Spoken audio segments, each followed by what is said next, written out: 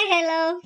So ഇന്ന് നമ്മൾ ഫെമിനിസത്തിനെ കുറിച്ചിട്ട് തന്നെയാണ് പറയുന്നത് കേട്ടോ. പക്ഷെ അതിന്റെ ഏറ്റവും സിമ്പിൾ ആയിട്ടുള്ള ഒരു എക്സാമ്പിൾ ആയിട്ട്, അതായത് എക്സാമ്പിൾ എന്നല്ല, നമുക്ക് തന്നെ അറിയാൻ പറ്റുന്ന രീതിക്ക്. ഇപ്പൊ ബോയ്സിന് മെയിൻലി, കാരണം ഗേൾസിന് ഒട്ടുമിക്ക ആൾക്കാർക്കും അറിയാം എന്തിനാണ് ഫെമിനിസം അല്ലെങ്കിൽ എന്താണ് ഫെമിനിസം എന്നുള്ളത് അറിയാം.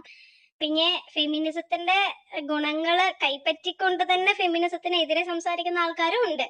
സോ നമുക്ക് ആ കാറ്റഗറി ആൾക്കാരിന് നമുക്ക് കണക്ക് കൂട്ടണ്ട. പക്ഷെ ഈ ഫെമിനിസം എന്താണെന്നുള്ളത് ആണുങ്ങൾക്ക് ഏറ്റവും കൂടുതൽ ഏറ്റവും എളുപ്പത്തിൽ നിങ്ങൾക്ക് മനസ്സിലാക്കാൻ പറ്റിയ ഒരു കാര്യമായിട്ട് ഞാൻ പറയാം.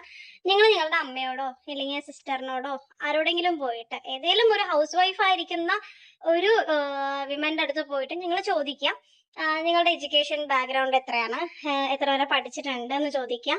അതേപോലെ തന്നെ എന്താവാനായിരുന്നു നിങ്ങളുടെ ആഗ്രഹം എന്നുള്ളത് ചോദിക്കുക. പിന്നെ എങ്ങനെയാണ് ഇപ്പൊ ഹൗസ് വൈഫായിട്ട് ഇരിക്കുന്ന സിറ്റുവേഷനിലേക്ക് എത്തി എന്നുള്ളതും ചോദിക്കാം. സോ അതിന്റെ ഏറ്റവും ലാസ്റ്റ് നിങ്ങൾ ചോദിക്കേണ്ട ഒരു ചോദ്യം എന്താണെന്ന് വെച്ചിട്ടുണ്ടെങ്കിൽ, ഈ ഹൗസ് വൈഫായിട്ട് ഇരിക്കാൻ നിങ്ങൾക്ക് ഇഷ്ടപ്പെട്ട് ചെയ്യുന്നതാണോ, അതോ ഒരു വൈഫിന്റെ ഡ്യൂട്ടി അല്ലെങ്കിൽ ഒരു മദറിന്റെ ഡ്യൂട്ടി എന്നുള്ളത് ആ ഡ്യൂട്ടി ആയിട്ട് ഏറ്റെടുത്ത് ചെയ്യുന്നതാണോ എന്നുള്ളതും കൂടി ചോദിക്കാം. കാരണം ചില ആൾക്കാർ മേ ബി അങ്ങനെ എടുത്തിരിക്കുന്നതായിരിക്കും, എനിക്ക് ഹൗസ് വൈഫ് ഇരിക്കണം എന്നുള്ളത് പറഞ്ഞിട്ടിരിക്കുന്നതായിരിക്കും.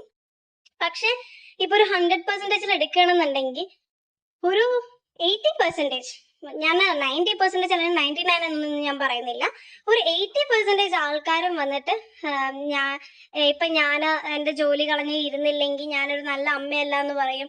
അല്ലെങ്കിൽ എന്താ പറയാ, ഞാനിപ്പോ ജോലിക്ക് പോയി കഴിഞ്ഞു കഴിഞ്ഞാൽ ഇനി ഞാൻ നല്ലൊരു വൈഫ് അല്ല എന്ന് പറയും.